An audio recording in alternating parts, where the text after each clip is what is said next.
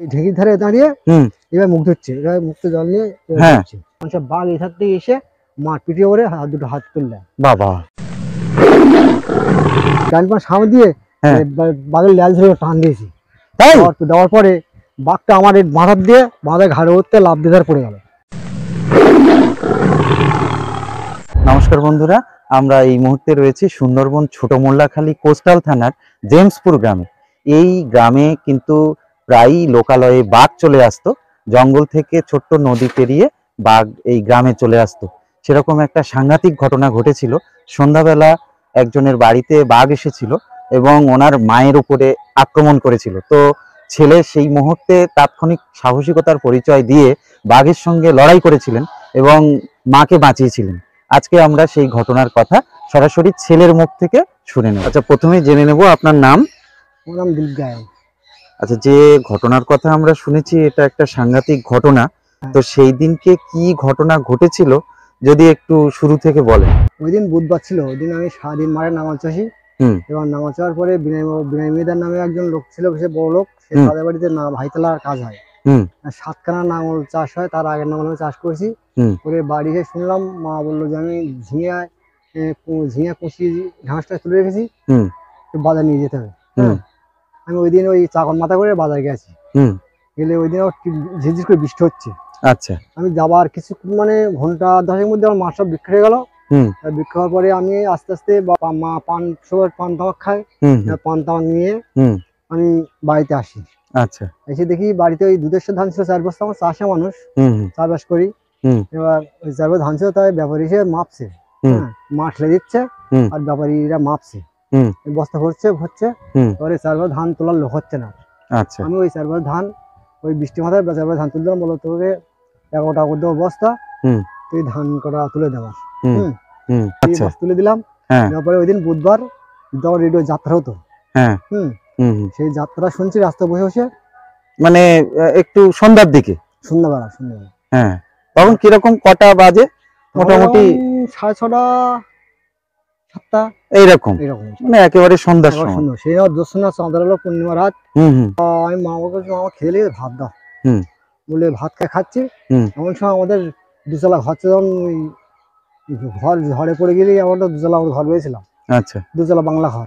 আচ্ছা, ঘরের সামনে রান্নাঘর ছিল, এবার পশ্চিমা লম্বা করে সামনে ওর রান্নাঘরের মুখে ঢেকে পাচ্ছিল, ছাল্লা পাচ্ছিল, ঢেকে পাচ্ছিল। তার মা বললো আমি ভাত খাবো না। আমরা ভাতটা খেয়েছি, মা আমার পাশে বসে আছে, পায়ে দিয়ে বলছে কি একটা হেঁটে গেল, এত বড় কুকুর, এত বড় কুকুর। তা মা আমাদের সাথে বলছে না, বাবা মা বললো কুকুর, মানে কুকুর চলে যাচ্ছে, কোনো গ্যাস গন্ধ কিছু। আপনি তখন ভাত খাচ্ছেন? আমি তো ভাত খাচ্ছি। বাবা ভাত খাচ্ছে পূব দিক ফিরে, আমি দক্ষিণ ভাত খাচ্ছি। মা আমার পাশে পূব দিক ফিরে বসে আছে, 5 ঝুলি দিয়ে। মা তখনও ভাত খাওয়া শুরু করেন? মা ভাত খাবে না বলছে, মা ভাত খাওয়া না বলেছিল। বললাম যে কষ্ট করে পরিশ্রম করা, তুমি 1 গ্লাস ভাত খাও। তা খুব রিকোয়েস্ট করার পরে মা খেতে বসছে। আমি সবে গিয়ে শুয়েছি, শুয়ার পরে একটা হালকা খাতা গায়ে দিয়ে, শ্রাবণ মাসের দিন শীত চিন্তা হচ্ছে, তা একটা হালকা খাতা গায়ে দিয়ে আমি শুয়েছি। মানে মা তার আগেই টের পেয়েছিলেন যে কিছু একটা প্রাণী হেঁটে গেছে, কিন্তু বাবা মা আমাদের কুকুর, তা বাবা মা বলছে অত বড় কুকুর হবে? তা মা আমাদেরকে কিছু বলেনি। এবার ওই বাঘ আস্তে আস্তে হেঁটে আমাদের এই বাঁশ গাছ ছিল, ওখান থেকে এই বাঁশ গাছ তলায় এসে এখান থেকে ঘুরে গিয়ে আবার এইখান থেকে বাঘ করে আবার ওখানে গিয়ে বাঘ বসে আছে ঘর রান্নাঘরের পিছনে। মানে আপনাদের পুরনো যে বাড়িটা ছিল এই সামনের দিকটা, এই দিকটা ওই পুকুরের ওপারেই যে বাড়িটা ছিল, সেটা এখন ভাঙনে চলে গেছে, তাই তো? ওইখানে বাড়িটা ছিল। হ্যাঁ, তারপর এবার ওইখানে বাঘ, ওই মা ভাত খাচ্ছে বলে মা ওই পিছনে রান্নাঘর পিছনে বসে আছে। মা যে মুহূর্তে খাওয়া হয়ে গেছে, দুচারা খেয়ে পরে ওই সেই ঢেঁকির ধারে দাঁড়িয়ে এবার মুখ ধুচ্ছে, এবার মুখে জল নিয়ে, মানে ঘরের থেকে একটু বাইরে বেরিয়ে এসে রান্নাঘরের মুখে, রান্নাঘর যে বাংলা ঘর ছিল সেই ঘরের মুখে, মুখে জল দিচ্ছে। আচ্ছা, বাঘ এখান থেকে এসে মা পিটিয়ে করে দুটো হাত তুললেন, বাবা। এবার হাত তুলবার পরে মা মাথায় ঝুটো ছিল, মানে মা চুল ছিল অনেক লম্বা। স্বাভাবিক মেয়ে ছেলে মাথায় চুল দেখা যায় না, এত বড় ঝুটো ছিল, মাথায় চুলটা ঝুটো হলে এত। এবার ওই মাথা চুল, বাঘ ওই ঘাড়ে ঝুটোটা পড়ে আছে, বাঘ ধরে ঘাড়ে, ওই গালে ওই চুল গালে গলে, মানে ঘাটটা ধরতে পারছে না চুলের জন্য, পারছে না। আচ্ছা আচ্ছা আচ্ছা, এবার মা বাবারে বলে হাত ধরে বলছেন না আসতে, বাবার খাল দেখলি না, হাতটা ঝঙ্কা হয়েছে। তার আগে একটা ঘটনা বলি। তার আমার খেলা করার মোরগ খেলা ঝোঁক ছিল বিরাট আমার। মোরগ খেলা? মোরগ খেলা, হ্যাঁ। আমাদের তেল গাছতলা মোরগটা ভাঙা থাকতো, হ্যাঁ। ওখানে মা খাবারটা দিত। এবারে আমি ওই মা আমি বাড়ি আইলে ও খাওয়ার সময় বলছে তোর মোরগটা এরকম গুয়ের খেল, মানে গোসাপ বলা হয় আমাদের, গোসাপ বললে হতো না, গোসাপ। তো মানে তোর মোরগ জায়গাতে হচ্ছিল, মোরগটা ধরার জন্য চেষ্টা করছিল, আমি ঘা দিয়েছিলাম। আমার ওই মাথায় টেনশন আছে, আমি সে মোরগটা গুঁড়ে গেলে খাবে, খাবে গোসাপ খাবে, আমি ওই মাথায় টেনশন দিয়েছি। ওকে মা দেখি সেই টেনশন আমি আসছে, মানে একটু মা একটু ঘুম ঘুমোতে এসছে। এবার মা বলছে আমার কাছে খাসটা দেখলি না, মা হাত দিয়ে এরকম করছে আর বলছে নাল হয়েছে, আমাকে খাসটা দেখলি না। মা আমার কানে ঝঙ্কানো থেকে আমি কিন্তু সেই মার চিৎকার শুনে তখন বাইরে আসছেন? মা শুনে আমি তোর ডান পাটা ডান পাটা দিয়ে দেখছি যে বড়টা পড়ে আছে, আমার সে টানকে সে লেজে এরকম করছে, লেজে এরকম করছে। বাঘটা তখনও ওখানে রয়েছে? মানে ডান পা সামনে দিয়ে বাঘের লেজ ধরে টান দিয়েছি, দেওয়ার পরে বাঘটা আমার মাথার দিয়ে বাঘের ঘাড়ে উঠতে লাভ দিয়ে পড়ে গেল, আঁক করে পড়ে গেল। ওই পিপির বাবা বেরিয়ে আসবে, বেরিয়ে আসার পরে বাবা বললো বুঝলি বাবা সেই জঙ্গল সে বড় বাঘ যে। আমি ওই কথা যে বলেছে আমি শুনেছি, মার পাতাকে ধরে নিয়ে মা আমি যে বেটে শুয়েছিলাম সেই বেটে শুয়ে দিয়ে আমি যেন বাঘে ধরে ঘাড়ে ধরে ঘাটটা বেড়ে আমি সেই গাঁথাটা জড়িয়ে দিলাম। দিয়ে দেখলাম রক্ত আর বন্ধ হচ্ছে না, তখন আমি মা বাবা করছে, আমি তখন ওই দরজা গায়ে বড় বড়ি করছি, দরজা ভজি দিয়ে তখন ওই ধরটা দেওয়া ছিল, ধরটা দেওয়া মানে যে ধান পেড়ানো ধর, ধর দেওয়া ছিল বাঁশের তৈরি, বাঁশের তৈরি। ওই ধরটে দিয়ে আমি বড়ি করছি আর বলছি আমার মাকে বাঘে ধরেছে, তোমার কিরকম তা আসো, বেরিয়ে এসো, মাকে বাঁচাতে হবে, মা বেঁচে আছে। হ্যাঁ, এবার তারপরে ওই দিন কোমলদণ্ডের হাইতলা ছিল, হাইতলা খাওয়া ছিল, সরকার তোমার নিরঞ্জন এরকম করে বেশ 10-12 জন লোক, তোমার দিনের মতন 10-12 জন লোক ওদের বাড়ি খাওয়া, এটা অনুষ্ঠান বাড়ি ছিল। ঠাকুর সরকার, আচ্ছা, এরকম ওরা সব ছিল, সুখদেব, হ্যাঁ, এরকম বহু লোক ছিল।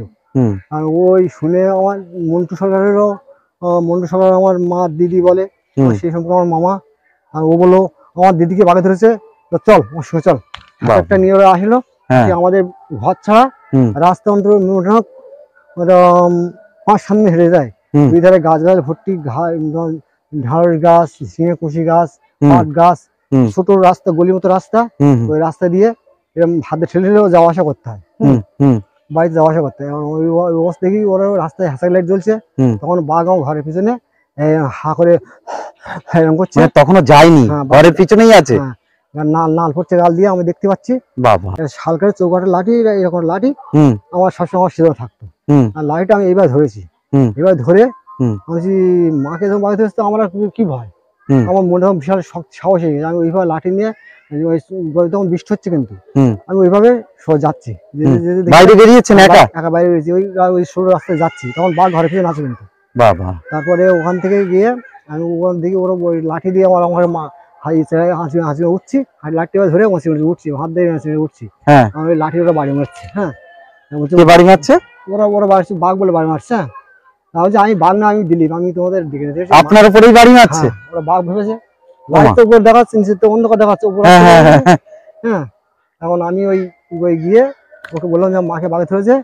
এবার ঘর পরে সব মন্টু সরকার ও আগে থাকি আসলো, আসে ওর বাস্তব আমিও আসলাম, এগুলো কোথায় বাঘ ঘরের পিছনে দাঁড়িয়ে আছে, বাঘ হ্যাঁ করছে, নালাচ্ছে, তোমার চলো আমার সঙ্গে চলো, মাকে ডাক্তার নিয়ে যেতে, মা না নিলে মা বাঁচবে না। এবার ডাক্তার ওখানে নিয়ে গেছি, ওখানে সবাই এসে দেখলো সে বড় থাপ, বড় মদ্দা বাঘের বড় থাবা। হ্যাঁ, ওই থাবা সব দেখেছি, বুঝি বিশাল বড় বাঘ, দেখলো পাশাপাশি দেখলো, ঘুরে দেখলো বাঘ, তখন আসতেছে বেরিয়ে হরনগর বাড়ির থেকে একটা কুকুর ধরে নিয়ে। কাদের বাড়িতে? হরনগর দাস। ও আচ্ছা, ওই বাঘই, ওই বাঘ হরনগর বাড়িতে এসে ওখানে বান্ডা কুকুর ছিল, ওই কুকুরটা ধরে নিয়ে ঝাঁপ দিয়ে জেলেরা, তখন আমরা মাকে নিয়ে চলে গেছি ডাক্তারের কাছে, এখানে স্থানীয় পাড়াতেই খালের উপর ডাক্তার বাড়ি, ডাক্তারের কাছে। আচ্ছা আচ্ছা, নিয়ে গেছি খালের পরে, ধরো ওইরকম মিনিট 10-15 হয়ে হেঁটে গাড়ি করে সবাই নিয়ে চলে গেছি ওখানে। তোমার ভয় বলে কি জিনিস আমার নেই আর। হ্যাঁ, যে মাকে বাঁচাবো এই চিন্তা ভাবনা, কোনো ভয় বলে কোনো জিনিস নেই। হ্যাঁ, দেখলাম মা চিৎকার করছে, গিয়ে দেখি চুল ফেলাচ্ছে, দেখি মা বাবা করছে, মাটা মরে যাবে, এই চিন্তা ভাগের হাতে নিয়েও মা মারা যাবে এই করে। মানে কামড়টা কোথায় দিয়েছিল? মাথার পিছনে, এইখানটা পুরো ওইটা গালের ভিতরে ঢুকিয়ে নিয়েছে, এখানটা দাঁত হয়েছিল, আর এখান থেকে ফাটিয়ে নিয়ে এসেছিল। ও এই শিরাটা চাপে ঢুকে গেল, শিরাটা কাটিনি আর কি, শিরাগুলো কাটিনি, মানে ঘাটটা ধরতে পারিনি। ঘাটটা এখান ধরা কথা এখান ধরতে পারিনি, হ্যাঁ হ্যাঁ হ্যাঁ চুলি ধরতে পারিনি, হ্যাঁ এখানে স্লিপ করে মাকে নিয়ে হুম ধরো ওইরকম আধা ঘন্টা 1 ঘন্টা মতো ওখানে ডাক্তার কাছে আসি। হুম হুম খাওয়ার পরে ওখান থেকে এনে বাড়ি আর মাকে আনলাম না, হুম মানে বিনয় মজুমদার বাড়িতে হুম রাখা হয়। হুম এবার ভোর ভোর 4টে, 5:30 দিকটা, হুম 5টার দিক থেকে, ফার্স্টের থেকে আমার দাদাও ফার্স্টের কাজ করতো। হুম হ্যাঁ, হুম তখন আশুর আমলে, হুম হুম আশুর আমলে হুম আশু ফর্সা বড় ছিল। হুম আশুর আমলে আশু বললো যে যাও নিরাপদ, তুমি বোন নিয়ে চলে যাও, উম, তোমার শাশুড়িকে বাড়ি ধরেছে, হুম তোমার শাশুড়িকে নিয়ে গোসাই হসপিটালে নিয়ে চলে যাও। হ্যাঁ, আচ্ছা তোমার সঙ্গীকে সঙ্গে থাকবে, হুম হ্যাঁ হুম সঙ্গে রাখবে। হুম এবার আমি ওই নিয়ে, আর আমি বাড়িতে আর আসছি না, আমার যে ড্রেস, একটা শর্ট প্যান্ট পরা, একটা গামছা কোমরের মধ্যে, এই যে আমি আসি, হুম একটা গেঞ্জি গায়ে দেওয়া এরকম। হুম হ্যাঁ, আমি আর বাইরে উঠছি না, ওই হুম মাকে নিয়ে সোজা ওখান থেকে চলে গেলাম গোসাই হসপিটালে। হুম ওখানে 1 মাস থাকলাম গোসাই গিয়ে, আচ্ছা মা সুস্থ করে নিয়ে তারপরে হুম বাড়ি এলাম। মা সুস্থ করে নিয়েও মার ব্রেনে একটু ডিস্টার্ব হয়ে গেছিল। ও তার তো পরবর্তীকালে একটু সমস্যা ছিল। সমস্যা হয়ে গেছিল, মানে ওই হুম নালটা ঠিকমতো বেরোয়নি, তারপর বাজারে একটা যে বিষ, হুম হুম হুম বাজারে প্রচন্ড বিষ আছে, ওই বিষটা ঠিকমতো ক্লিয়ার করে ডাক্তার কি করতে পারেনি, খোঁজ করতে পারেনি, ও সরকারি ডাক্তার তো হুম হুম হুম করতে পারেনি। আচ্ছা, আপনি যেটা বলছিলেন যে যে সময় আক্রমণের ঘটনাটা ঘটেছিল, হুম মানে মানে মাথায় কামড় দেওয়ার পরে হুম বাঘটা চলে যায়নি, না, ওইখানেই ছিল। ওইখানে ছিল। মানে আপনি মানে আমি ধরে ঘুরে, আপনি যখন মানে বাঘের লেজ ধরে টান দিলেন হ্যাঁ পিছন দিক থেকে, হ্যাঁ, পিছন দিক থেকে, মা পিঠেও পড়ে আছে বাঘ, এবার হাতে দিয়ে ও পড়ে আছে। আচ্ছা, ওইভাবে চেপে ধরে আছে। হ্যাঁ, সে ওই ধরে আছে। হ্যাঁ, হ্যাঁ বাঘটা জাম করতে পারেনি, মা ওই উড়ি পড়ে আছে, মা উপর ছালা ছিল, জাম করতে পারেনি, জাম করতে পারলে নিয়ে চলে যেত। ও জাম করতে ওইভাবে পারেনি, চেপে ধরে আছে। ধরে আছে। হ্যাঁ, আচ্ছা, লাশ পড়ে একটা ছয় মানুষ সেই সময় লেজ লেজ হাঁটু ধরে, মাঠে হয়ে গেছে, মাঠে হ্যাঁ হ্যাঁ হ্যাঁ হুম, হ্যাঁ তখন সে পড়ে আছে। আমি এসে বাঘের লেজ ধরে টান না, দেওয়ার সময়, লেজ ধরে টান দিচ্ছেন মানে তখন তো আপনি মানে বুঝতে পাচ্ছেন যে ওটা বাঘ, বাঘ অন্ধকারে ভালো দেখাও যাচ্ছে যখন না। আঁক করে উঠেছে, হ্যাঁ, তখন মনে হয়েছে বাঘ। হ্যাঁ, ওই বাঘ তখন ঘরের পিছনে সর্বনাশ। ওই ধারে গিয়ে খালি গাছে, একটা খালি গাছ ছিল, হুম হুম খালি গাছ পাশে গিয়ে এরকম ফেলে দেওয়াচ্ছে, মনে হচ্ছে যেন একটা 10 কিলো ও মানে তারপর ছেড়ে দিয়ে ওই সাইডে গিয়ে দাঁড়ালো। সাইডে দাঁড়িয়ে হ্যাঁ ফেলে দাঁড়িয়েছে, চোখ দুটো এরকম গোল গোল পাকাচ্ছে। হ্যাঁ, দেখে আমার তো মানে কম পয়সার মতো লোক, তবু আমি ভয় পাইনি। হ্যাঁ, ও মাকে পাতাকে ধরে নিয়ে ঘরে নিয়ে বাবা, ঘরে নিয়ে মাকে কাঁথা জড়িয়ে দিয়েছি গলায়। আচ্ছা দেওয়ার আচ্ছা পরে হুম মা তখন চিৎকার করছে, আমি তখন ওই ওই বলছি চিৎকার, হুম হুম হাঁপাই চিৎকার করছি। হুম হুম তারপরে লোকজন আসে, হুম হুম মাকে ডাক্তার কাছে নিয়ে গেলাম, যে আচ্ছা যা আচ্ছা, হয়েছে আর কি তারপর বললাম। মোটামুটি 1 মাসের মতো ট্রিটমেন্ট হতে 1 হয়েছিল মাস 15 দিন ছিল গোসাবা হসপিটালে। গোসাবা হ্যাঁ, হসপিটালে, আচ্ছা আচ্ছা, ওই হাসপাতালে 1 মাস 15 দিন ছিলাম। হ্যাঁ তারপরে মাকে নিয়ে বাড়ি আসলাম, সুস্থ হয়ে গেল, একটু হলো।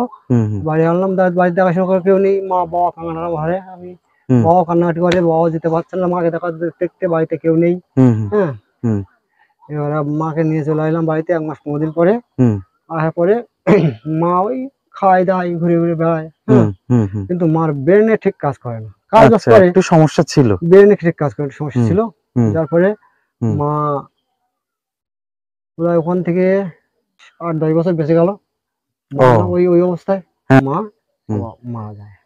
আচ্ছা আচ্ছা গত সাড়ে 2 বছর কিছু হলো, সাড়ে 2 ও বছর হয়ে গেল।